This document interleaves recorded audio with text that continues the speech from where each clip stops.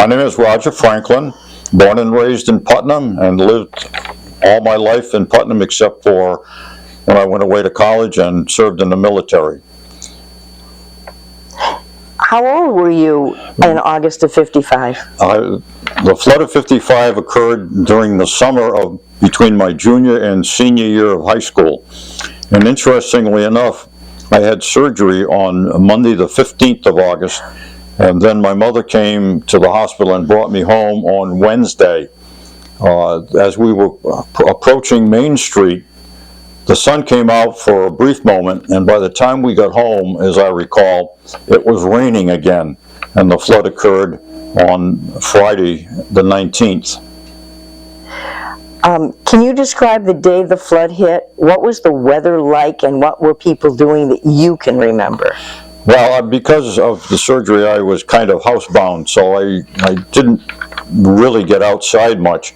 But I do remember a few things. That hurricane that caused the flood eventually was preceded by another hurricane probably a week before. I think that one was Carol, and the one that affected Putnam on the 19th was Diane. And no warning, really. So people were not really prepared for the flood. I know my dad was working at Belding Corticelli, and he was foreman of the dressing room, and he told his people to go home at noontime because no one was making a decision for early release of employees.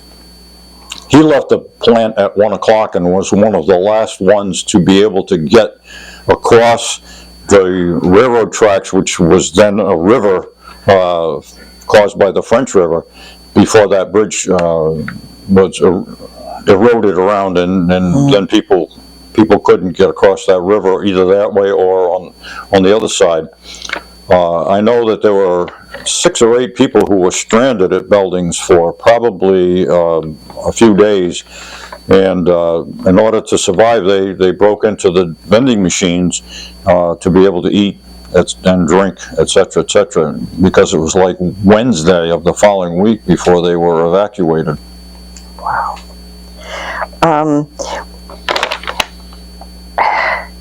So, you and your loved ones stayed safe. You were fine. Yes. Okay. What do you remember about how the town came together after the flood?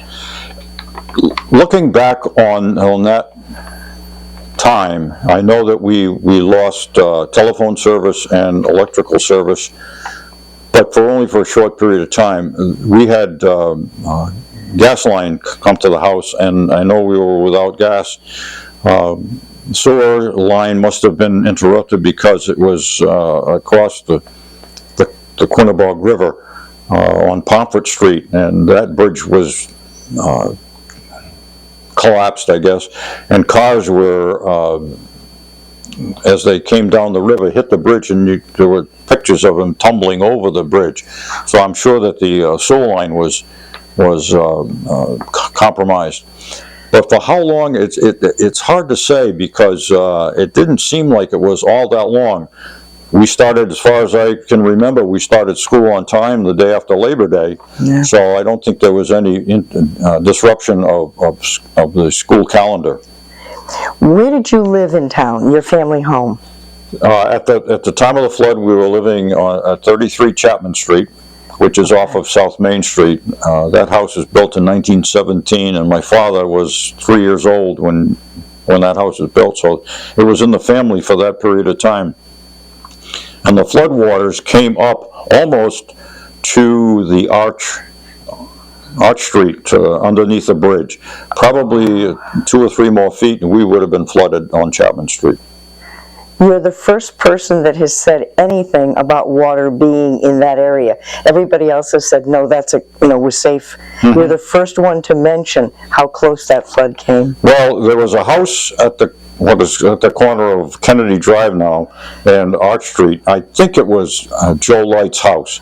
And the flood water came up halfway up on the 2nd floor, because on Sunday, some of us went to see how far the water had come up, and we noticed that there was a line halfway up the window on that house. And but all the village condemned, mills, housing, much of the village consisted of mill housing, triple-decker housing. All of those buildings were condemned, where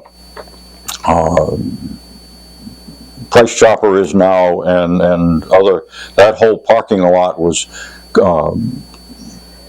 largely triple-decker housing and little grocery stores on the corner, and there was a gas station. Tom Foley owned the Esso gas station, which was next door to the library, and so there was a lot of devastation, and those buildings had to be were condemned, and they had to be torn down. Were there people or groups who really stood out with helping others that you can remember? Obviously, the first one that comes to mind is the American Red Cross. We had previously lived on Woodstock Avenue, 255, and behind Woodstock, that house, there was a barn, because that was all, I forget the name of the farm now, but Jeanne and Ray Hurlbut owned that property, and he had given up farming to build houses. Well, that barn was pretty much vacant, so the Red Cross was allowed to go in there and set up a distribution center. And I remember getting typhoid shot in that building. And so the Red Cross was the first to come to mind. Just great support from the community and from outside the community, local community. How about local businesses, churches, or schools? Do you remember any of them standing out? Well, I was born and raised at Putnam Congregational Church and still attend there. And I don't recall that as I say, I was pretty much housebound for a while. Yeah. So I don't recall that any of the churches were used for shelter or temporary housing or distribution centers. I'm sure they were, but I did not witness that. Okay. How did the flood change Putnam in your eyes? Interestingly enough, I think the flood, although since there were no deaths as a result of that, I don't even know if there were people that were severely injured, but it was kind of like a blessing in disguise, because of the renaissance that occurred after the flood, and the restoration of businesses, and that was towards the end of the textile era anyway, and so redevelopment came in, and as I say, it was a blessing in disguise. What do you think people today don't realize about what you went through? Well, you only see pictures. As I say, I was 16 years old at the time, so that was 70-something years ago. And most of the people are younger than that, and they just hear the stories or see the pictures. And unless they have a grandparent who actually witnessed and survived the flood, they probably wouldn't know the extent to which devastation took place. If you could pass along one lesson from that time, what would it be? Well, Putnam, in my estimation, and that's why I never moved from Putnam, is a terrific community, and I think the cooperation back then, the leadership that we had in place at the time, and the ability for that leadership to call on resources outside, like the National Guard and the state agencies that were involved, was just amazing. That whole cooperative effort to bring Putnam back to life was amazing. Is there a memory from that time, good or bad, that still sticks with you today? Well, not really. Just the good, I would say, not the bad. I'm not necessarily a negative person. So the good of it was that all this redevelopment and restoration took place, and Putnam, physically and emotionally, I think, and business-wise, is in a better place than it was prior to '55. Is there anything else you'd like to share that you think people should know? It was an experience, one at a time, once in a lifetime experience, and I hope the heck we don't suffer another devastating flood like that.